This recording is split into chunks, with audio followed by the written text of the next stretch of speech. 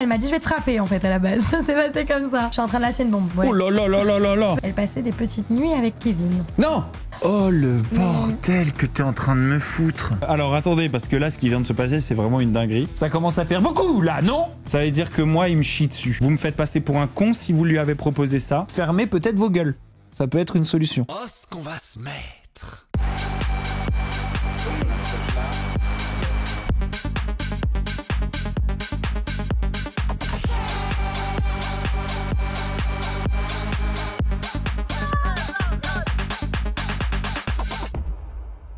Avant de commencer cette vidéo les amis, je vous parle vite fait de notre partenaire qu'on remercie chaleureusement, c'est CyberGhost VPN. Je vous en ai déjà parlé dans le dernier Van Date. CyberGhost VPN, c'est votre bouclier en ligne. Grâce à CyberGhost VPN, vous devenez invisible sur le net, tel un véritable fantôme. En vous géolocalisant dans d'autres pays, vous pouvez avoir accès à plus de 35 services de streaming, ce qui représente par exemple sur Netflix 40% de contenu en plus. C'est énorme. Hyper facile à utiliser sur Windows, macOS, Android et aussi vos Smart TV et vos consoles. Vous pouvez sécuriser avec CyberGhost VPN jusqu'à 7 appareils différents. C'est hyper simple à utiliser et c'est accessible pour des débutants. C'est donc le choix idéal pour protéger toute la famille. D'ailleurs, CyberGhost VPN est recommandé par les plus gros magazines tech et bénéficie d'avis d'utilisateurs hyper positifs. Si vous galérez, il y a un service client français disponible 24 heures sur 24 et 7 jours sur 7. Et si vous pensez que la sécurité en ligne ça coûte cher, détrompez-vous. Vous avez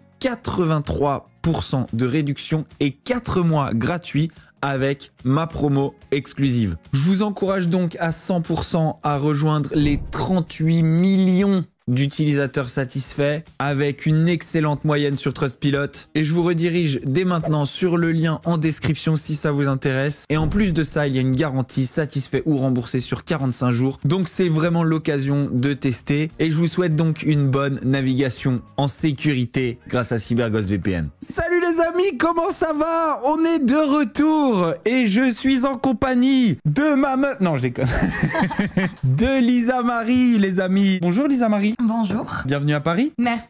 LM a-t-elle revu Kev? Jamais de la vie. Il a tenté et j'ai refusé. Ah ouais, il a tenté? Ouais. Parce qu'il est en couple là. Il est en couple avec Red Moon. C'était Solène qui devait partir sur les apprentis aventuriers avec Kevin. Tout était acté, tout était prêt. Puis Kevin s'est rapproché de Red Moon.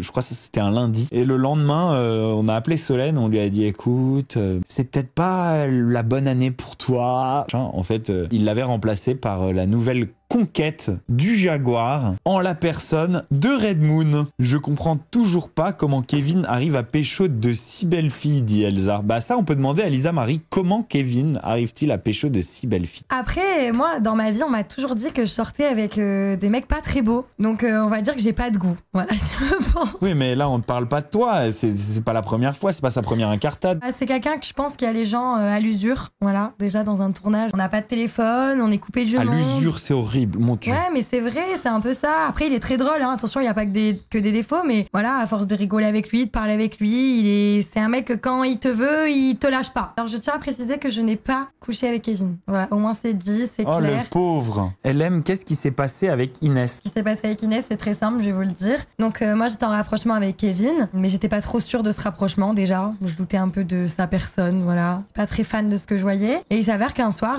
T'es quand même sortie avec lui? Oui, flirté, exactement. Oui, j'ai flirté et c'était pas glorieux, franchement. Bref. Donc un soir, je rentre dans sa chambre parce que je le cherche et je le trouve dans un lit avec Inès. Sauf que c'était en off, c'était très tard. Donc c'est toi qui as vu ça? C'est de toi cette rumeur? Ouais, c'est moi qui ai vu ça, à 4 h du matin. Donc dégoûtée de lui encore plus, je me suis dit mais what? Et du coup, le lendemain, j'ai voulu en parler en in, sauf que bon, elle m'a mis un coup de pression dès qu'une caméra était retournée. Elle m'a dit je vais te frapper en fait à la base. C'est passé comme ça. Il y a des gens de la prod qui se sont interposés, parce qu'elle a pas voulu parler plus de 2 secondes, elle a voulu me sauter dessus. Au final, mais attends, tu nous as pas préparé là, t'es en train de tout lâcher là. Je suis en train de lâcher une bombe. Ouais. Oh là là là là là là. Mais parce que je m'en fous, pour moi c'est même pas une bombe, mais enfin pour vous ça doit l'être, donc voilà. Ah oui oui. Donc la prod a réussi à la calmer. Après il y a eu une séquence dans la chambre du coup où elle vient me voir et elle me dit bah écoute, vu que maintenant tu m'affiches alors que je suis en couple, et bah je vais coller Kevin toute la journée. J'ai dit bah grand bien te fasse. Sauf que ça n'a pas été montré, donc voilà, je pense qu'elle s'en est bien sortie, surtout qu'elle était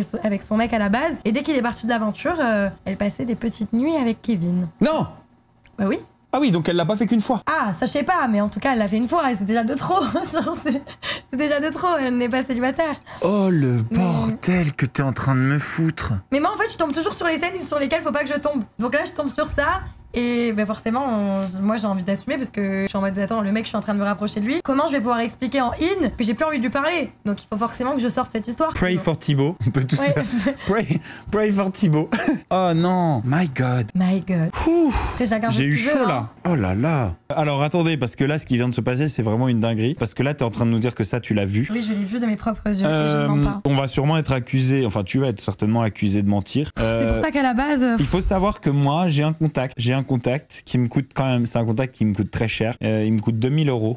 Il faut savoir qu'en Belgique, le détecteur de mensonges, il est utilisé en justice. Donc il est très fiable. Il est utilisé aussi en Allemagne en justice. Il est très fiable. S'ils essayent de te faire passer pour une menteuse, on va te faire passer au détecteur de mensonges professionnel. Allez. Ah bah les gars, il y a le bisou. Voilà, j'ai été identifiée. Super. Le bisou de quoi? De moi et Kevin. Vous avez pas une corde que je veux la mettre autour du cou vite fait? Non mais écoute, si à un moment il commence à t'accuser d'avoir menti, je vais te faire passer un détecteur, je vais le faire venir, hein, je m'en fous, je repaye 2000. Et ce qui est marrant, c'est que les 2 fois où je vais devoir sortir le détecteur de mensonges, en fait, enfin le sortir, pauvre, c'est pas un objet, faire venir le détecteur de mensonges, bah les 2 fois c'est pour le Jaguar, c'est pour Kevin Gage. Ça commence à faire beaucoup là, non? À un moment donné, il va falloir commencer à nous dire la vérité, hein. Ça va les conneries. Genre à un moment donné, il va commencer à me devoir beaucoup d'argent le Jaguar là. Il me coûte, hein. J'en ai connu des animaux de compagnie, mais le Jaguar, c'est celui qui m'a coûté le plus cher. Ils vont essayer de me faire passer pour une mytho et en vrai tant mieux pour eux parce qu'ils vont essayer de sauver leur couple. Moi, qu'est-ce que ça change que je divulgue cette information? En fait, rien. Merci. Vous verrez. Dans tous les cas, la vérité finit toujours par se savoir. Donc même si vous ne croyez pas, vous en aurez la preuve bientôt. Hein. On passe à Berda. Moi, j'ai pas suivi ça. Hein. Mais t'y étais toi? Bah oui. Ah ouais? Bah, Mais pourquoi tu crois qu'il y a des événements à Paris qui se font sans moi? Ah mais stop. Mais excuse-moi, pour moi c'est pas l'événement de l'année. Hein. Donc, LM avait toutes ses copines qui étaient à l'annonce de Magali Berda. Pourquoi j'y suis allé? C'était ça ta question, hein? Ouais, pourquoi tu étais là-bas? Bah j'y suis allé parce que moi je veux être au courant de tout. Voilà, tout simplement. C'est une fouine. Je veux dire, mon travail, c'est de parler, c'est d'analyser l'actualité, c'est de parler d'actualité. Je veux être au courant de tout. J'y suis allé. J'avais aussi pas mal d'amis qui y étaient. Il y avait Mathias, il y avait Vincent. J'ai beaucoup sympathisé avec Mounia. On s'est très bien entendu. C'est toujours ta pote. Ouais. On a pas mal discuté. Ouais. Alors, qu'est-ce qui s'est passé? Déjà, on arrive, on rentre tous dans un grand amphithéâtre. Et là, ça commence avec un long discours. Enfin non, d'abord, un résumé de ces 5 dernières années de la vie de Magali Berda. D'abord, l'immense succès qu'elle a connu. Et puis après, la déchéance, quoi. Et puis après, son grand retour où elle renaît de ses cendres. En gros, derrière ça, elle rentre sur scène. Alors elle fait un mini discours où, honnêtement, c'est beaucoup de victimisation. Moi, j'aurais pas fait de la victimisation. La victimisation, tout le monde l'a vu. Et puis son mec Steph, qui a quitté son pyjama pour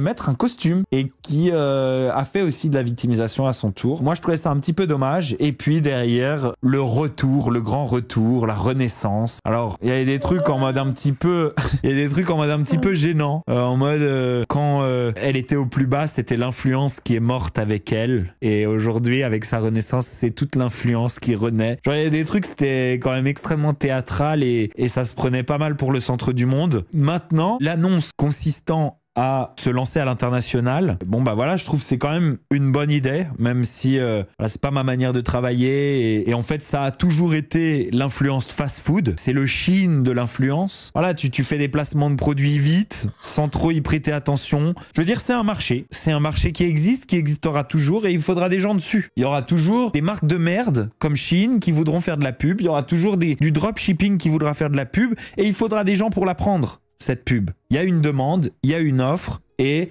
elle s'est placée là-dessus dès le début. Maintenant, croyez bien que quand on l'appelle la papesse de l'influence, c'est comme si le mec qui a créé McDonald's, on disait que c'était le pape de la nourriture, quoi. Le pape de la gastronomie. Genre, à un moment donné, il faut quand même se rendre compte qu'il faut un petit peu d'humilité. Il faut se rendre compte qu'il y a un autre marché. Un marché où on fait des belles campagnes pour des belles marques, avec un vrai storytelling. C'est de la publicité et c'est des influenceurs qui font bien les choses, avec aussi une vraie éthique derrière. Et il y a beaucoup de gens, d'autres agences, qui sont venus par curiosité aussi. Il y a même des journalistes qui ont terminé Hermine et Magali Berda qui étaient là, qui étaient présents. C'était un événement ouvert. Et c'est courageux de faire ça aussi. C'est courageux de dire, je vais pas le faire qu'avec mes invités, mais je vais le faire avec tout le monde. Et me soumettre à la critique. Et là-dessus, on peut pas le lui reprocher. On peut pas lui reprocher aussi de se lancer à l'international quand son image en France est tout explosée et qu'elle a du mal à remonter. Mais ça restera l'influence du fast-food. L'influence de la surconsommation et de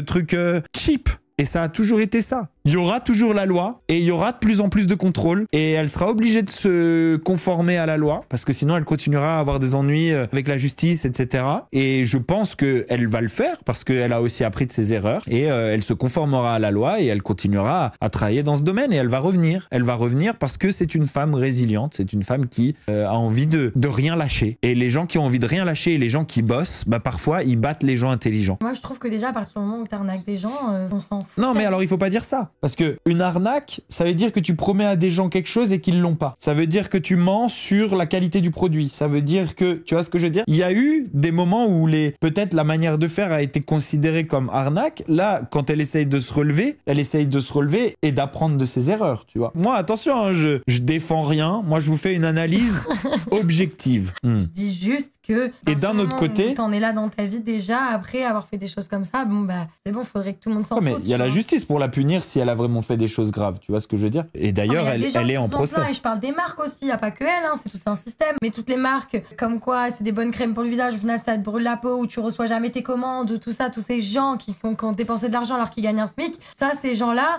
j'ai envie de te dire, ils en ont rien à faire, je pense, de son... Après, il faut quand même savoir que peu importe le réseau de publicité, quand t'achètes un shampoing à 2 balles, il y a des chances que ça te nuise. Quand t'achètes des AirPods à 20 balles, il y a des chances que les AirPods t'explosent dans les oreilles ou qu'ils marchent pas pendant longtemps. Mais d'accord, mais du coup, comme je te dis, c'est des gens qui vont suivre des influenceurs et quand l'influenceuse, elle fait semblant de se mettre ce shampoing-là dans les cheveux et que la nana qui a 15 € à dépenser dans un shampoing et pas 70, elle se dit, je vais lui faire confiance, je vais dépenser ça dans ce shampoing. Au final, elle a les cheveux cramés, elle perd ses cheveux alors que déjà, elle gagne pas beaucoup d'argent. Mais à ce moment-là, c'est vrai aussi, mais à ce moment-là, est-ce que c'est 100% la faute de elle? Si l'influenceuse, elle utilise même pas les produits qu'elle promeut. C'est la faute de elle, c'est la faute des candidats qui ne vérifient pas, des influenceurs, qui ne vérifient pas de quel produit il s'agit et de quelle qualité il s'agit. Mais à la base, quand même, quand tu prends une agence, c'est quand même pour te dire, je pense pas à ça, ce qu'elle m'envoie à mon agent, c'est safe. Si ce qu'elle t'envoie à ton agent, c'est pas safe et que ça te va pour te remplir ton porte-monnaie, c'est que toi aussi, t'es une D'accord, mais regarde, moi attention, je me fais l'avocat du diable parce que j'essaye d'être absolument objectif, ok? J'essaye d'être absolument objectif et j'ai dit que c'était le fast-food. Hein. Moi, je suis complètement anti-fast fashion, je suis complètement anti-produits de merde, etc. Hein, attention. Mais dans le cas d'une campagne d'influence pour une marque, ok? Est-ce que c'est le manager qui teste le produit? Non. Donc, si le shampoing en question fait des dégâts, s'il est utilisé comme il doit être utilisé. Mais je t'explique que t'as juste à regarder la composition, tu vois de suite si le shampoing il va te brûler les cheveux ou pas. Tu regardes juste là, oui. Ah, ça se voit. Tu regardes la composition. Okay. Mais moi, mon manager, naturel ou s'il y a des produits. Moi, j'essaye de prendre l'exemple de mon manager. Mon manager, nous, on travaille que pour des grandes marques parce qu'on fait pas le fast-food de l'influence. Mais même dans mon cas, le manager, c'est pas lui qui reçoit le produit et qui regarde la composition. Lui, il reçoit l'offre, il propose un tarif, il me propose l'offre, je décide d'accepter ou non, et c'est à moi d'aller checker si je veux le faire ou non. Tu veux dire qu'il y a une énorme responsabilité de l'influenceur? Magali Berda, si on la considère comme le manager des influences qu'elle manage, elle reçoit jamais le produit en main. Tu vois ce que je veux dire? Elle négocie le contrat. Et elle propose à l'influenceur s'il veut le faire, tu vois. Ça, je suis d'accord avec toi. Et ben là, tu sais quoi, on va tout remettre sur l'influenceur. Mais du coup, j'ai une question. Je remets pas tout, hein. Quand l'influenceur... Non, mais allez, on va mettre toi. Je remets pas tout parce qu'il y a eu d'autres trucs. Il y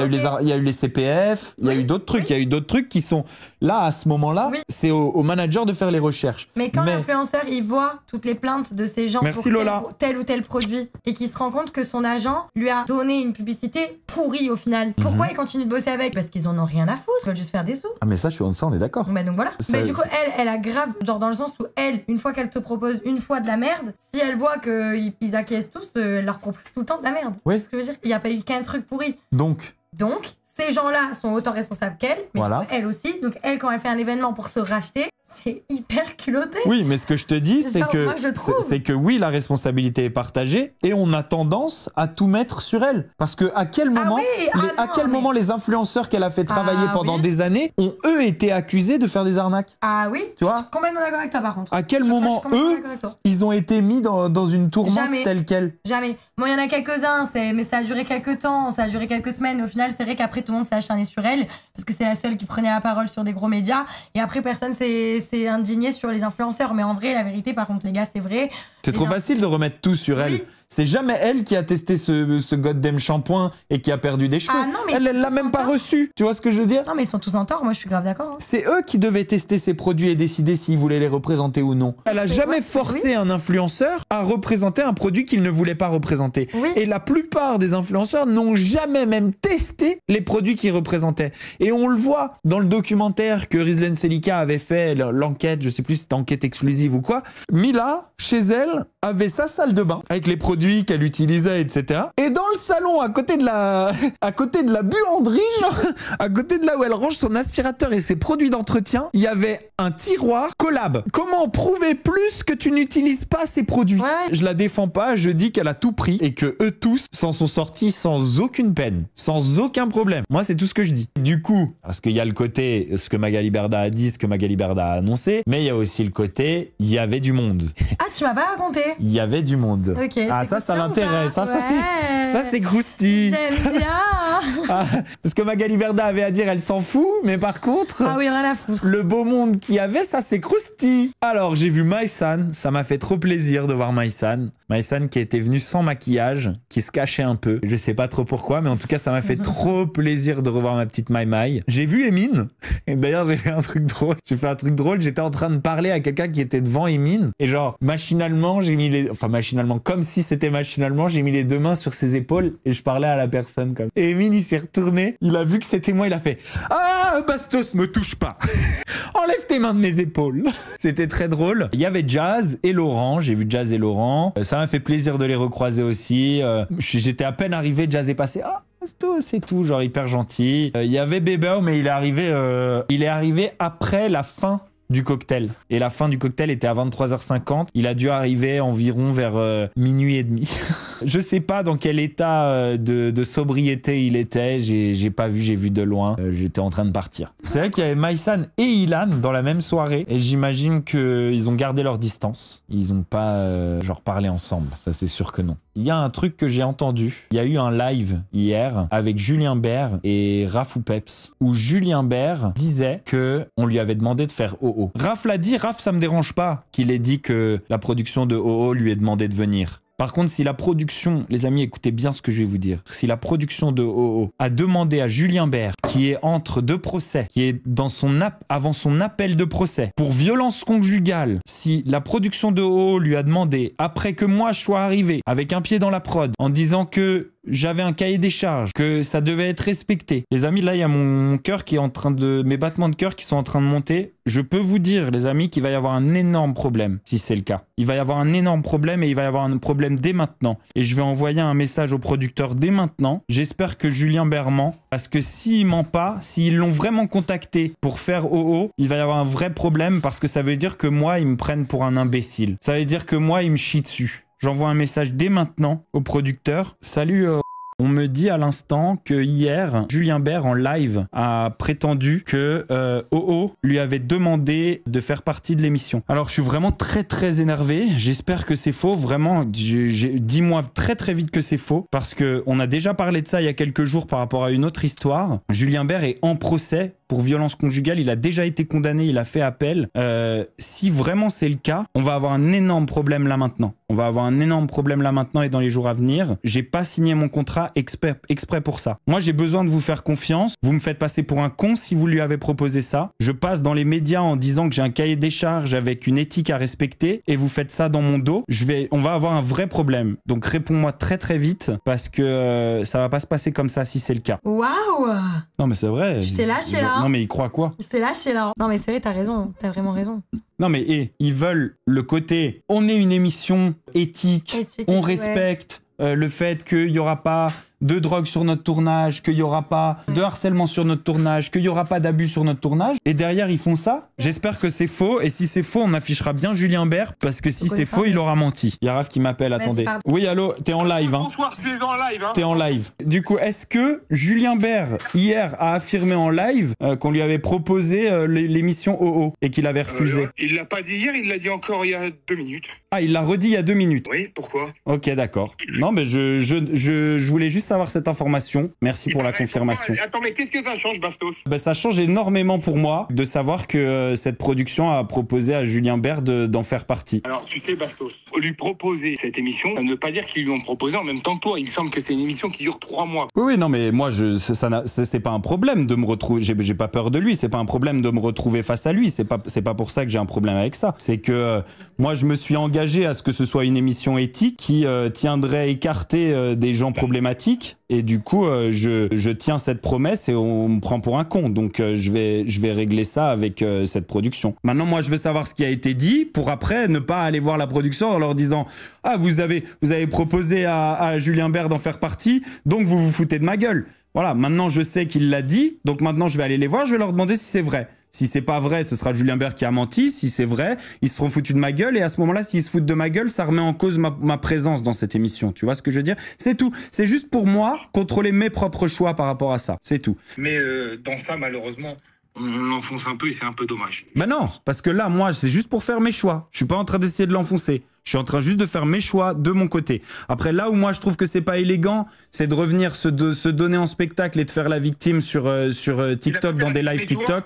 C'est là où je vois que t'as eu que des bris. C'est là où je vois que t'as vu que des bris. Écoute, dire je suis prêt à pardonner, mais mec, commence déjà surtout par assumer tout ce que t'as fait et dire je suis coupable et pas faire appel quand tu as ruiné la vie d'une personne, tout simplement. Bastos, ouais. C'est un pas vers toi qui fait. Après, je pense qu'il a fait un pas vers tout le monde. Quand il a dit ça, c'est pas genre il me doit des excuses. Ouais, mais moi je trouve que c'est un peu de la victimisation. Mon téléphone il est ouvert. Si quelqu'un veut m'appeler, avec grand plaisir. Et je trouve ça plutôt classe de sa part. Il l'a dit lui-même, j'ai vécu beaucoup de choses durant cette année et demie. J'ai 90% de tort.